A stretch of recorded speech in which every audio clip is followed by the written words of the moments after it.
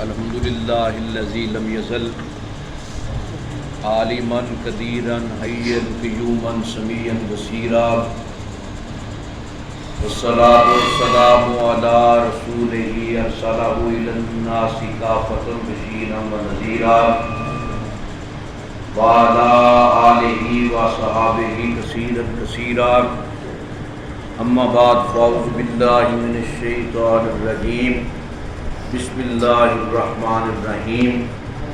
وما خلقت الجن والانس الا لیعبدون صدق اللہ العظیم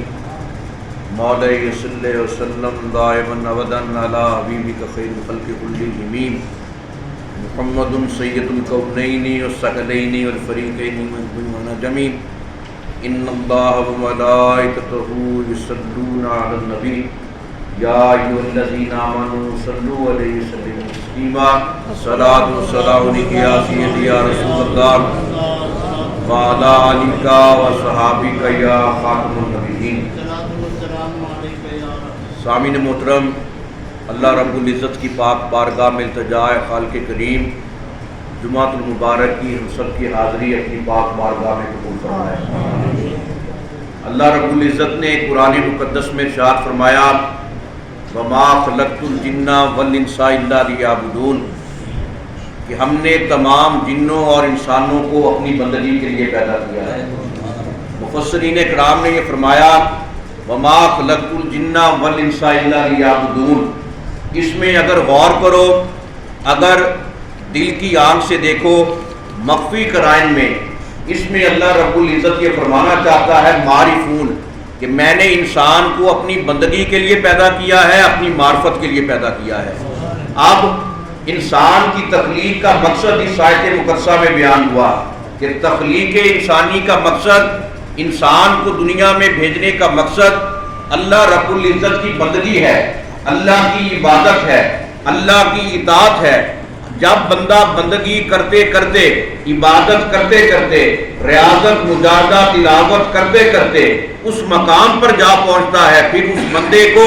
عبادت میں ایسا لطف اور قرار آتا ہے کہ اللہ اسے اپنی معرفت عطا کرتا ہے۔ سب سے پہلا درجہ عبادت کا ہے، جو نماز پنجگانہ ہم پر فرض ہے، اگر یہ ہم پڑھتے جائیں، پنجگانہ نماز میں سستی نہ کریں، یہ عبادت ہو گئی، یہ بندگی ہو گئی۔ قرآن کی تلاوت یہ بندگی ہے، تسبیح پڑھنا، ذکر اذکار کرنا، تحلیلات کرنا، اللہ توفیق دے، نوافل پڑھنا، یہ بندگی ہے۔ جب یہ بندگی بام عروج پر پہنچتی ہے پھر معرفت کی ابتدا ہوتی ہے، اور یہ وہ حقیقت ہے، یہ وہ منزل ہے، یہ وہ راز ہے جس کو ہر بندہ نہیں سمجھ سکتا۔ بعض لوگ صرف کسی مقام پر آ کر رک جاتے ہیں، وما خلقت الجن والانس الا لیعبدون، صرف آئے بندگی کر کے واپس چلے گئے۔ لیکن جو اللہ کا نیک بندہ ہوتا ہے، جو اپنی تخلیق کا مقصد جانتا ہے، جو اپنی خلوت اور جلوت کو جانتا ہے، جو اپنی تنہائی کو جانتا ہے، جو اپنی مجلس آرائی کو جانتا ہے، جو اپنی ہر چیز کو سمجھتا ہے، قدم بعد میں اٹھاتا ہے، خدا کی محبت سامنے ہوتی ہے، زبان بعد میں کھولتا ہے، اللہ کا ڈر سامنے ہوتا ہے، خوف خدا اس کے دل میں ایسا جاگزی ہوتا ہے، پھر وہ بندگی سے آگے نکل کر بندگی کو بام عروج پر پہنچا کر بام مقبولیت کے دروازے کھول کر معرفت حقیقی کا ایسا آئینہ دار بن جاتا ہے کہ اس کا اٹھنا بھی بے مثال، اس کا بیٹھنا بھی بے مثال، اس کی خلوت بھی کمال والی، اس کی جلوت بھی کمال والی، اس کی تنہائی بھی عزت والی، اس کی گوشہ نشینی بھی عزت والی۔ پھر عالم یہ ہوتا ہے جسے علامہ اقبال نے یوں بیان فرمایا کہ دو عالم سے کرتی ہے بیگانہ دل کو، عجب چیز ہے لذت آشنائی۔ یہ وہ آشنائی کی لذت ہے جو معرفت خدا بندی سے ملتی ہے، یہ ہر کسی کو نہیں ملتی۔ آشنائی کہتے ہیں جاننے کو، پہچاننے کو، اور یہ آشنائی کی منزل بندگی سے آگے نکل کر بندگی کو بام عروج پر پہنچا کر بندگی کو چار چاند لگا کر جب بندہ معرفت کے زینے پر قدم رکھتا ہے پھر اللہ اسے اپنا آشنا بنا دیتا ہے۔ اور علامہ اقبال یہ فرماتے ہیں آپ نے اپنے سارے کلام میں مرد مومن کو مرکز و محور بنایا، اور مرد مومن کو آپ نے یہ فرمایا کہ مرد مومن مرد کامل جو ہوتا ہے وہ آشنائے راز حقیقت ہوتا ہے۔ جب بندہ معرفت کی پہلے زینے پر قدم رکھتا ہے وہ آشنائے راز حقیقت بن جاتا ہے۔ پھر وہ خالی قرآن نہیں پڑھتا، زبان بھی قرآن پڑھتی ہے، دل بھی قرآن پڑھتا ہے، روح بھی قرآن پڑھتی ہے، دماغ بھی قرآن پڑھتا ہے، آنکھیں بھی قرآن پڑھتی ہیں، اس لیے کہ ہر لہجہ ہے مومن کی نئی شان نئی آن، گفتار میں کردار میں اللہ کی برہان۔ یہ وہ راز ہے، یہ وہ منزل ہے۔ پھر تم دیکھو اللہ کے نیک بندوں کو جو بندگی کے سارے زینے طے کر کے بندگی ان کے خون میں رنگ پس جاتی ہے، ان کے وجود میں سرایت کر جاتی ہے، ان کا اوڑھنا بچھونا بن جاتی ہے، پھر وہ معرفت کے رازدار بن جاتے ہیں، معرفت کے آئینہ دار بن جاتے ہیں۔ ہر لہجہ ہے مومن کی نئی شان نئی آن، گفتار میں کردار میں اللہ کی برہان۔ تم ہر لہجہ دیکھو، ہر لمحہ دیکھو، گفتار میں بھی اللہ کی برہان، کردار میں بھی اللہ کی برہان۔ غرض یہ کہ ان کا اٹھنا بھی اپنے مالک کی رضا میں، بیٹھنا بھی اپنے مولا کی مرضی میں، ہر چیز اپنے رب کی مرضی میں۔ اللہ یہ فرماتا ہے میرے بندے جب تو نے اپنا سب کچھ میرے حوالے کر دیا ہے، مجھے بھی اپنی عزت اور جلال کی قسم ہے میں بھی تم سے راضی ہو گیا ہوں۔ آپ بندہ مومن کا عظمت مقام یہ دیکھیے، یہ شان کریمی کا عالم دیکھیے کہ حضرت سیدنا عمر فاروق رضی اللہ تعالیٰ عنہ آپ خطبہ جمعہ دے رہے ہیں، حضرت ساریہ آپ دور دراز کسی مقام پر بڑے طویل سفر پر آپ لشکر اسلام کی قیادت کرتے ہوئے جنگ و جدل میں مصروف ہیں، حضرت عمر فاروق نے خطبہ جمعہ روک دیا، وہیں پر آپ نے فرمایا یا ساریۃ الجبل، یا ساریۃ الجبل، اے ساریہ پہاڑ کا خیال کرو، پہاڑ کا خیال کرو۔ جب جمعہ کی نماز ہو گئی لوگ بڑے حیران ہوئے، لوگوں نے پوچھنا چاہا، آپ کے روب کی وجہ سے کسی کو پوچھنے کی ہمت نہ ہوئی، لیکن لوگوں نے ذہن میں بٹھا لیا حضرت ساریہ کا ذکر ہوا ہے ہم ان سے پوچھیں گے۔ جب 10-12 دنوں کے بعد حضرت ساریہ آئے، لوگوں نے یہ پوچھا کہ حضرت عمر فاروق نے جمعے کے خطبے میں آپ کا نام لیا، اس کی کیا وجہ ہے؟ آپ نے یہ فرمایا کہ دشمن جو تھا پہاڑ کے پیچھے گھات لگا کر بیٹھا تھا، ہمیں اس دور دراز مقام پر سینکڑوں میل کا سفر ہے، اس وقت نہ کوئی ذرائع آمد و رفت، نہ کوئی سپیکر کا انتظام، نہ کوئی ابلاغ کا ذریعہ، اس وقت مسجد نبوی میں بیٹھ کر عمر فاروق کی جو آواز ہے حضرت ساریہ نے میدان جنگ میں سن لی۔ یہ ہے وہ مقام، یہ ہے وہ آئینہ دار کہ عمر فاروق کی آواز پر ہم نے جب پہاڑ کے پیچھے حملہ کیا، دشمنوں کا ایک لشکر ہمارے سامنے آیا جس نے ہمارے اوپر حملہ کرنا تھا۔ یہ ہے مرد مومن کا مقام، یہ ہے آشنائے راز حقیقت کا مقام، یہ ہے معرفت کا راز رکھنے والے کا مقام۔ جب بندہ اس بات کو سمجھ جائے، جب بندہ اس راز کو سمجھ جائے، آج ہمارا المیہ یہ ہے، ہم صرف یہ سمجھ لیتے ہیں کہ یہ چیزیں جو ہے ہمارے لیے صرف ثانوی حیثیت رکھتی ہیں، ہم ان چیزوں کو نظر انداز کر دیتے ہیں۔ جو اللہ کا نیک بندہ ہوتا ہے، جو آشنائی کی منزل پر پہنچ جاتا ہے، آشنائی کی منزل یہ نہیں کہ بندہ یہ کرے یہ کرے، آشنائی کی منزل یہ ہے بندہ آنکھیں بند کرے سامنے جمال خدا نظر آ جائے۔ حضرت امام اعظم ابو حنیفہ رحمۃ اللہ علیہ جب آپ کو قاضی وقت نے جیل میں ڈالا، اس وقت آپ کو 99 مرتبہ اللہ رب العزت نے اپنا دیدار کروایا۔ اب بزرگان دین یہ فرماتے ہیں کہ اللہ رب العزت جیسے چاہے اپنا دیدار اپنے انوار کی صورت میں کروا سکتا ہے، تجلیات کی صورت میں کروا سکتا ہے، جیسے چاہے وہ اپنی محبت کا اظہار کر سکتا ہے۔ جیسے حضرت موسیٰ کلیم اللہ علیہ السلام کے لیے اللہ رب العزت نے اپنی صفاتی تجلی کوہ طور پر ڈالی، کوہ طور صفاتی تجلی کے جلووں کو تاب نہ لاتے ہوئے ریزہ ریزہ ہو گیا، جل کر سرما بن گیا۔ یہ صفاتی تجلی ہے، یہ اللہ کی مشیت ہے، اللہ کی مرضی ہے۔ اللہ جس بندے پر مہربان ہو اپنا دیدار کرا سکتا ہے، یہ اس کی محبت کے طریقے ہیں، جس پر مہربان ہو جس انداز میں چاہے۔ اور مولانا روم نے تو یہاں تک فرمایا تو زمین کو دیکھو اللہ کے جلوے، آسمان کو دیکھو اللہ کے جلوے، شجر و حجر کو دیکھو اللہ کے جلوے، غنچوں کو دیکھو اللہ کے جلوے، کلیوں کے چٹکنے کو دیکھو اللہ کے جلوے، ہر پھل کو دیکھو اللہ کے جلوے۔ غرض یہ ہر چیز میں اللہ کے جلوے ہیں، اور یہ حقیقت ہر بندہ نہیں سمجھ سکتا۔ یہ صرف ظاہری آنکھوں کے ساتھ ساتھ اگر دل کی آنکھ ہوگی پھر یہ بندہ جلوے دیکھ سکتا ہے۔ اور پھر جیسا کہ میں نے ابتدا میں عرض کیا کہ بندگی سے نکل کر، عبادت سے نکل کر جب پختگی آ جائے، جب استقامت آ جائے، ایک صحابی نے عرض کیا آقا مجھے آپ ایسی بات ارشاد فرمائیے جو میں آپ کے بعد کسی اور سے پوچھنے کی حاجت محسوس نہ کروں۔ میرے نبی نے یہ فرمایا قل آمنت باللہ ثم استقم، تو کہہ میں ایمان لایا اللہ پر پھر استقامت پذیر ہو جا۔ استقامت کا مطلب یہ ہے کہ بندہ ڈٹ جائے، یقین پختہ کرے۔ اور پھر مولانا روم نے یہ فرمایا اگر کوئی بندہ یقین کا، استقامت کا درس دینا چاہتا ہے وہ کتے سے سیکھے۔ لوگ بڑے حیران ہوئے، آپ کی مجلس میں مفتی بھی بیٹھے تھے، عالم دین بھی بیٹھے تھے، شیخ القرآن بھی، حضور ہم انسان ہیں، اشرف المخلوقات ہے، ہم کتے سے سبق پائیں، یہ کیسے ہو سکتا ہے؟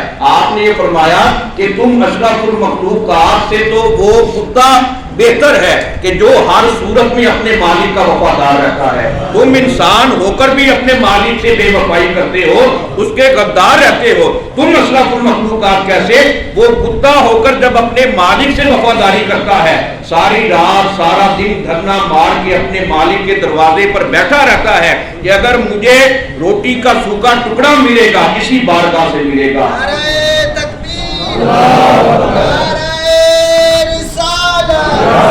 نعرہ رسالت، نعرہ حیدری، نعرہ غوثیہ، صاحبزادہ پیر سید ضیاء محی الدین گیلانی، صاحبزادہ پیر سید رضا محی الدین گیلانی، آستانہ عالیہ غوثیہ قادریہ مصطفیہ۔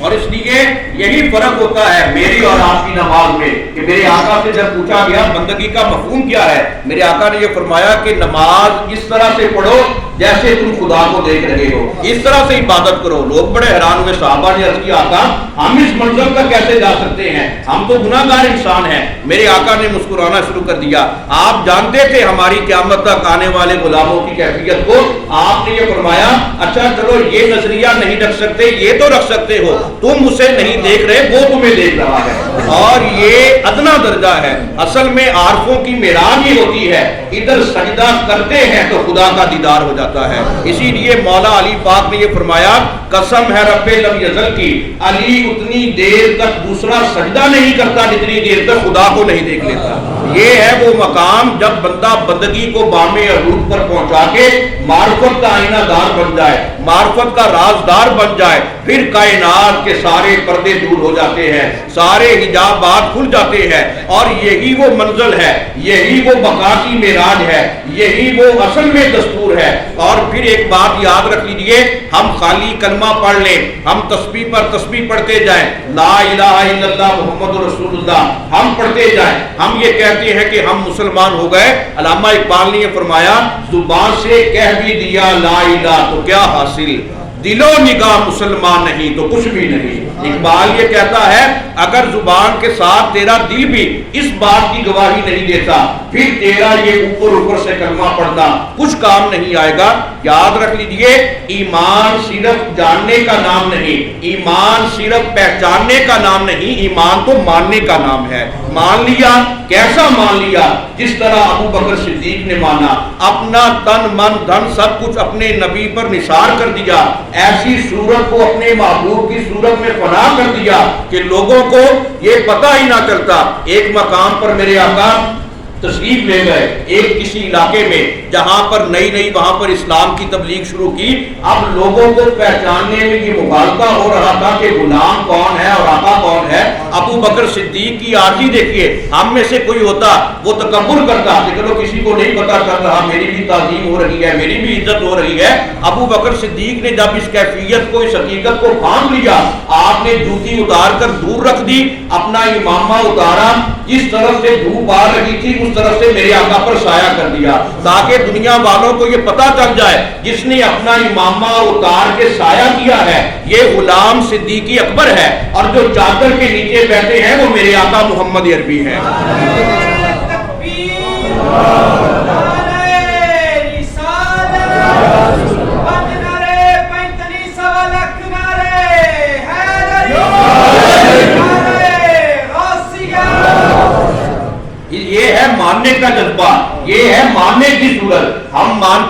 اوپر سے ان لوگوں نے مان لیا آج بھی رفاقت مصطفیٰ ہے، آج بھی رفیقان خیر الورا ہے، یہ ایسے ہی منصب نہیں ملتا، ہم یہ کہتے ہیں کہ انہیں مقام ملا، انہیں عزت ملی، اس کے لیے ماننا پڑتا ہے اپنے آپ کو مٹا کر، اپنے آپ کو محبوب کے جلووں میں فنا کر کے۔ جب بندہ اپنے آپ کو مٹا لیتا ہے، جو اپنے آپ کو نہ مٹا سکا وہ کوئی منزل نہیں پا سکتا۔ انہوں نے اپنے آپ کو مٹایا، اپنے تن کو مٹایا، من کو مٹایا۔ جب اللہ نے تن من دھن سب کچھ صاف کر دیا، اللہ نے اپنا جمال عطا فرما دیا، اور یہ ہے وہ راز۔ اسی لیے قرآن مقدس میں اللہ رب العزت نے ارشاد فرمایا یعرفونہ کما یعرفون ابناءہم، یہ یہودی، یہ عیسائی، یہ غیر مسلم، یہ منافق میرے نبی کو ایسے جانتے اور پہچانتے ہیں جیسے اپنے بیٹوں کو جانتے اور پہچانتے ہیں۔ یہ کہتے ہیں یہ آمنہ کا نور نظر ہے، عبداللہ کا در یتیم ہے۔ مومن اس لیے نہیں ہے کہ مانتے نہیں ہیں، جنہوں نے مان لیا عبداللہ کو کم جانتے ہیں، صدیق اکبر ہر طرف ہے، فاروق اعظم کے جلوے ہر طرف ہے، عثمان ذی النورین کا چرچا ہر جگہ پر ہے، علی کو شیر خدا سارے مانتے ہیں۔ یہ ہے ماننے کی کیفیت۔ جب بندہ اپنی بندگی کو بام عروج پر پہنچا کر جب معرفت اور حقیقت کا رازدار بن جاتا ہے، پھر کائنات کے سارے جلوے اس کے سامنے آ جاتے ہیں۔ اسی لیے میرے آقا نے یہ فرمایا اسی بندے کے بارے میں جو معرفت کے سارے زاویے اپنے پاس سنبھال کے رکھتا ہے کہ اتقوا الفراست المؤمن فإنہ ينظر بنور اللہ او کما قال علیہ السلام، کہ مومن کی فراست سے ڈرو، یہ جب بھی نگاہ اٹھاتا ہے خدا کے نور سے دیکھتا ہے۔ گویا اس کی زبان میں بھی خدا کا نور، اس کے دل میں بھی خدا کا نور، اس کی روح میں بھی خدا کا نور، اس کے شعور میں بھی خدا کا نور، اس کے پورے بدن میں خدا کا نور ایسا سرایت کر چکا ہوتا ہے۔ یہ غازی، یہ تیرے پر اسرار بندے جنہیں تو نے بخشا ہے ذوق خدائی۔ یہ محبت کی معراج اللہ رب العزت اپنے خوش نصیب بندوں کو عطا فرماتا ہے۔ اس لیے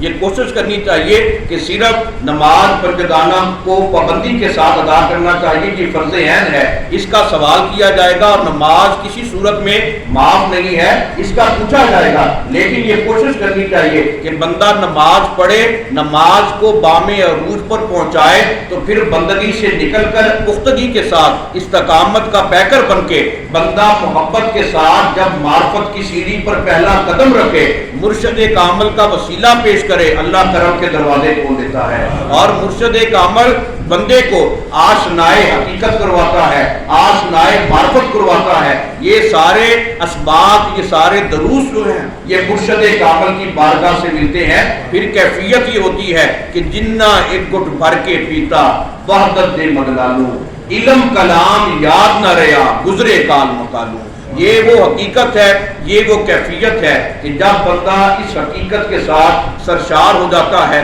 اس کیفیت میں اپنے آپ کو ڈھال لیتا ہے۔ اور حضور غوث اعظم آپ خود یہ فرماتے ہیں کہ عام بندہ وضو کرتا ہے، ہاتھوں کو دھوتا ہے، پوری کرتا ہے، منہ پر پانی مارتا ہے، وضو کے سارے چیزیں پوری کرتا ہے، یہ ظاہری وضو ہے۔ آپ نے یہ فرمایا کہ جو اللہ جسے محبت کی منزل عطا کر دے وہ ظاہری وضو کے ساتھ ساتھ باطنی وضو بھی کرتا ہے۔ لوگوں نے پوچھا خدام نے حضور وہ کیسے؟ آپ نے یہ فرمایا ادھر تو ہاتھوں کو دھو رہا ہے، ادھر تو یہ دل میں ارادہ کر کے میرے گناہ جو ہے وہ بھی ختم ہو رہے ہیں، اب میں ان ہاتھوں سے کوئی گناہ نہیں کروں گا۔ کولی کر رہا ہے، یہاں سے بھی گناہ ختم، ناک میں پانی ڈالا، غرض یہ پورے کے پورے اعضاء کو دھو لیا۔ تو جب پاؤں دھو کر فارغ ہو کھڑا ہو جا۔ اللہ رب العزت جب تیری نیت دیکھتا ہے کہ تو نے اپنی باطنی کیفیت کو اس طرح کر لیا ہے، جس طرح ظاہری طور پر دھویا ہے، باطن کو بھی صاف کر لیا ہے، اللہ عرش معلیٰ پر فرشتوں کو یہ کہتا ہے فرشتوں گواہ ہو جاؤ، اب یہ میرا بندہ اس طرح پاک ہے جیسے ابھی ماں کے پیٹ سے پیدا ہوا ہے۔ اس نے صرف ظاہری وضو نہیں کیا، باطنی وضو بھی کیا ہے۔ گویا ظاہر کا اتنا اعتبار نہیں ہوتا جتنا باطن کا اعتبار ہوتا ہے۔ آپ اوپر سے جتنا مرضی کہتے جائیں، جتنا مرضی کہتے جائیں، ہم دنیا میں کسی کو بیوقوف بنا سکتے ہیں، دنیا میں کسی کو اپنے برگلاوے میں نرے میں لا سکتے ہیں، کل جب قبر میں ہم نے جانا ہے، منو مٹی کے ڈھیر تلے پیبند خاک ہونا ہے، اس وقت کوئی کام نہیں آئے گا، کوئی ساتھ نہیں ہوگا، اس وقت ہم نے خود اپنے اعمال کا جواب دینا ہے۔ اور میرے آقا صلی اللہ علیہ وسلم اس کیفیت کو کو جو قبر کی پہلی رات آتی ہے، میرے آقا اس کیفیت کو جب سوچتے تھے، ام المومنین عائشہ صدیقہ فرماتی ہیں